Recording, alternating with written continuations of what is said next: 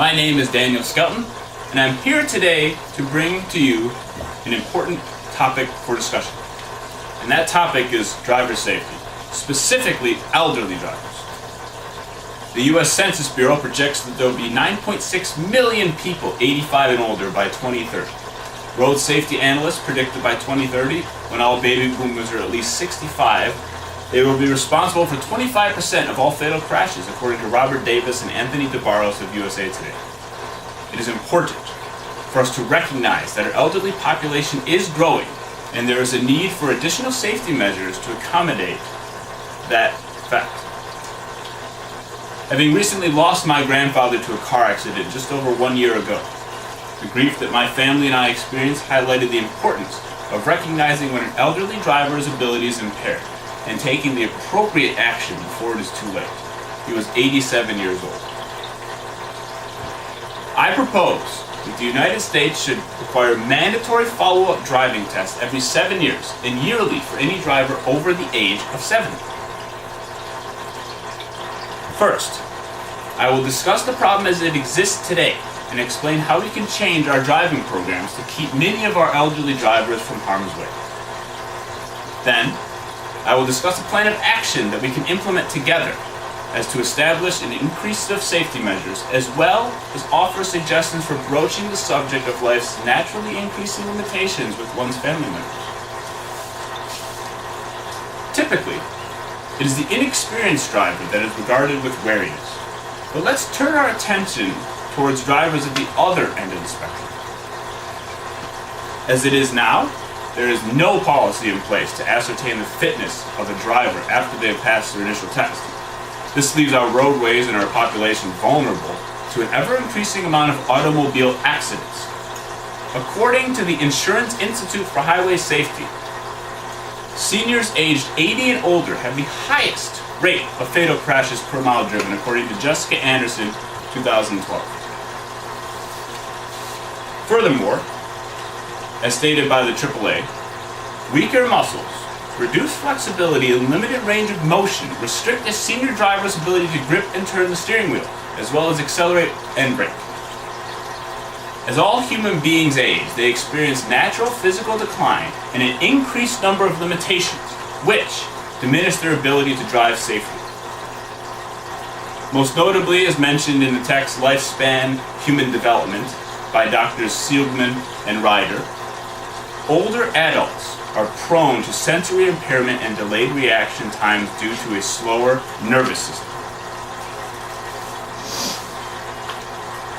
Logic dictates that due to this inevitable deterioration of our senses over time, it is sound to periodically reevaluate one's capability as a driver.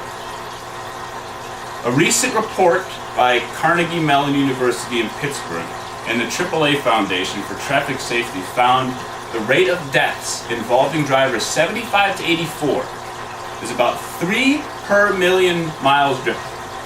That is on par with teen drivers.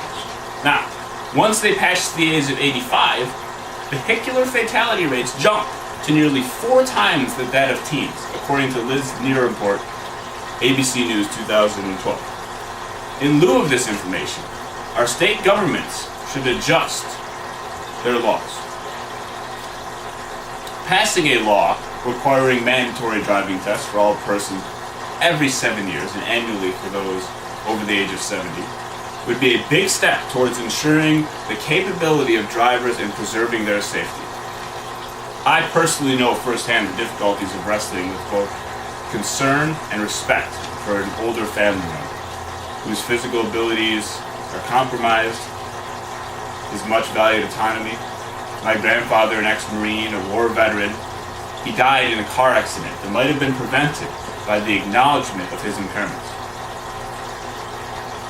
A law passed by the state would generate the necessary gravity to circumvent denial or oversight when faced with the need to reevaluate the condition of a driver. So, how might we facilitate the implementation of such a law?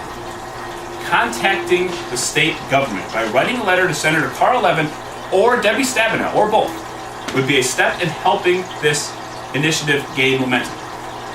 Senator Carl Levin being a senior citizen himself, would add legitimacy to this retesting in the eyes of his peers, who might otherwise dismiss it as ageism. It is important that the public realize these measures are not intended to infringe upon older drivers' rights, but rather to protect the safety and well-being of all drivers, passengers, and pedestrians, most especially that of our seniors.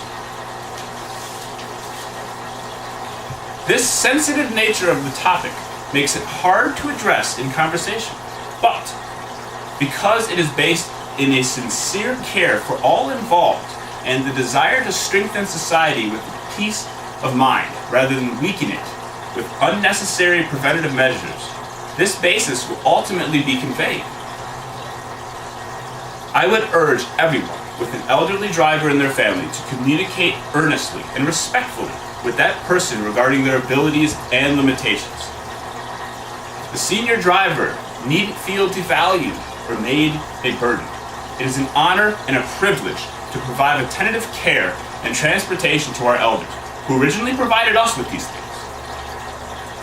So, in summation, it is paramount that we fulfill our duty to preserve the well-being of our seniors and all affected by decreased driving ability. As we have seen, in order to ensure the safety of our roads, driving test protocol must keep up with the demands of a changing and increasingly older population. Biology imposes limits upon the human body that require caretaking as time passes. Pursuing the establishment of laws that reflect this reality is beneficial to society as a whole. By contacting our senators and engaging in earnest dialogue with our families, we can prevent many devastating accidents like what happened to my grandfather. It is imperative that we maintain safety on our roads.